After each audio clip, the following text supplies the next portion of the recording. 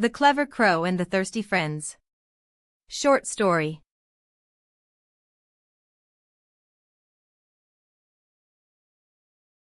One hot afternoon, a crow saw a monkey, a rabbit, and rat sitting sadly under a tree.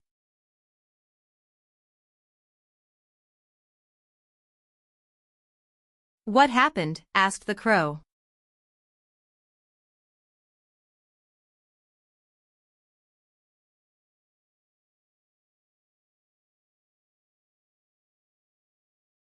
The monkey said, "We are all thirsty, but there is no water."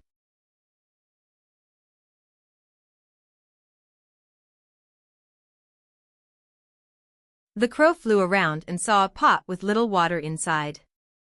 Too low to drink.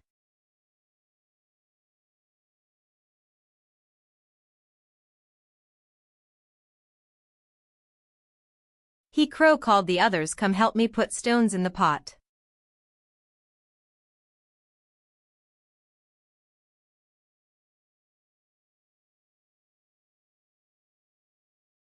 They drank happily and danced around the pot.